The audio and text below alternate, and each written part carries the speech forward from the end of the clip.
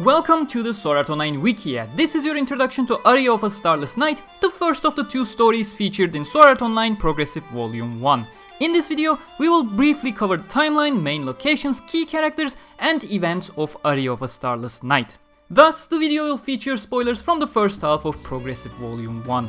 Aria of a Starless Night is the beginning of Sword Art Online Progressive, a spin-off series that fills in the gaps of the main series by covering Aincrad floor by floor.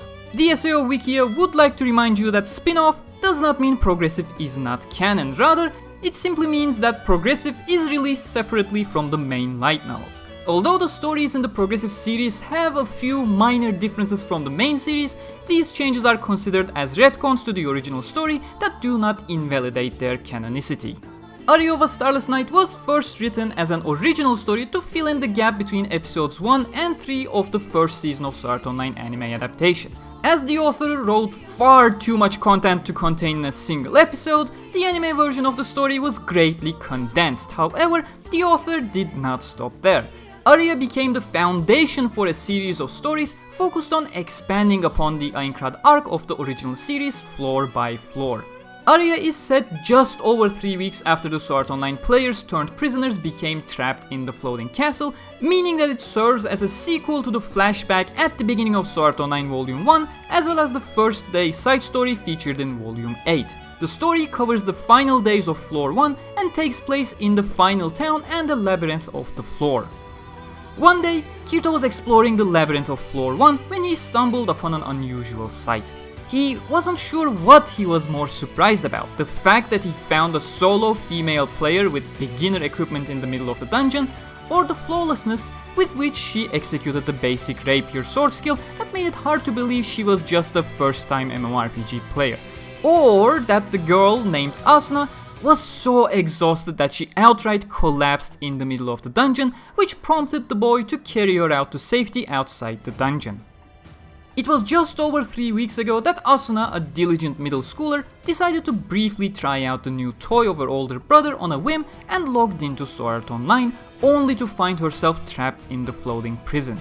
After spending several weeks weeping inside an inn at the Town of Beginnings, blaming herself for throwing the meticulously planned life of hers away by becoming a prisoner of a game, she decided that she would not lose herself to this fake world.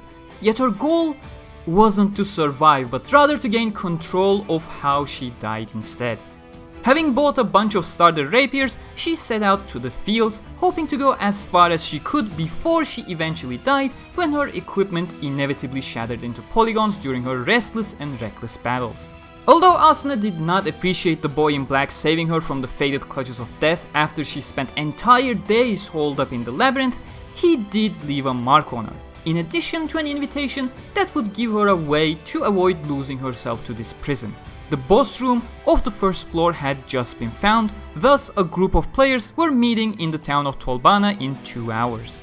The encounter had left a mark on Kirito himself as well. Unlike him, she was not a beta tester. The girl had no experience, yet her technique and speed seemed unmatched. If he were to guide her, she would surely become one of the top players who would lead everyone back home.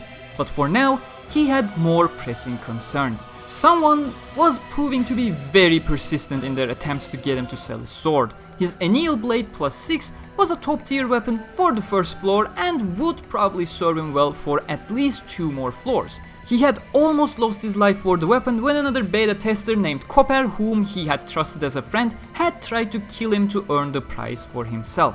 But even then, the Anneal Blade itself was not exactly unique or worth all that many coins of Radius, the currency of Aincrad that is commonly known as core. Yet, another player was using Argo the Rat as a middleman to offer way more core for the blade than it was worth. Surely, it would cost a fraction of the price to do the quest and even get it up to plus 6 upgrade level themselves. Thus, he couldn't help being curious about who would be so stubborn on purchasing his blade, and more importantly, what was the motive behind such a generous offer? Was it just one of the clearers who needed a powerful weapon? Or perhaps someone with a more devious plan, right when everyone was preparing to face the boss of the first floor, Ilfang the Kobold Lord? For more on Sword Art Online Progressive, make sure to visit the Sword Art Online Wikia, check out these other SAO Wikia features that we know you'll find useful, and don't forget to follow us at SA_Wiki on Twitter for the latest news on the series.